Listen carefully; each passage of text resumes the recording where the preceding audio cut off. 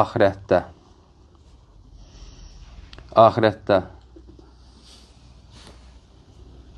Yəni, o zaman artıq insan necək? Bütün yəni ki, elədiyi əməllər gözünün qabağında olacaqdır.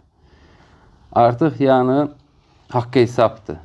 Cənnətlik cənnətə daxil olacaq, cəhənnəmlik də cəhənnəmə daxil olacaq.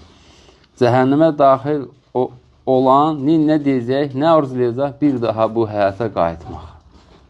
Bir daha qayıtmaq, Allah qorusun hər birimizi və nəmək? Gözəl əməllər eləmək. O vaxtını boş-boş şeylərlə keçirdiyinə görə heyfslənəcəkdir.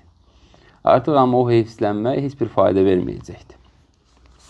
Buna dəlil bir ayə demək olar Allahın izni ilə. Sözsüz ki, buna dəlillər və həmçində bundan qabaqçına çoxdur.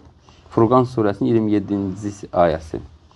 وَيَوْمَ يَعُدُّ الظَّالِمُ عَلَى يَدَيْهِ يَقُولُ يَا لَيْتَنِ اتَّخَذْتُ مَعَ الرَّسُولِ سَبِيلًا.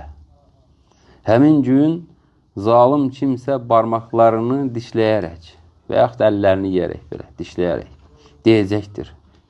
Kaş ki, mən Peyğəmbərin yolunu tutub gedərdim. Gedəydim. Yəni, Allah Rasulü s.ə.v yoluna gedərdim. Boş-boş, yəni, keçirməzdim vaxtımı. Amma artıq, görürsün nədir? Artıq gecdir. Yəni, əlhəmdülillah, bizə bu vaxt amma verilib. Hətta belə boşluqlar varsa bizim həyatımızda nə etməliyik? Doldurmalıyıq onları. Yəni, şeytana yol vermək lazım deyil. Və həmçində ki, şəhvəti, nəfsi hisslərə qovuşmamaq.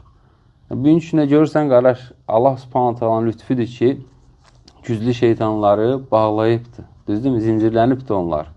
Deməli, bugün üçün sənin fürsədindir ki, öz nəfsini neynəyəsən? İmtihana çəkəsən və düzəldəsən. Artıq bilirsən sən nələr şeytandandır, nələr nəfsindəndir. Deməli, neynəyəcəksən? Özünü islah eləyəcəksin Allahın izni ilə.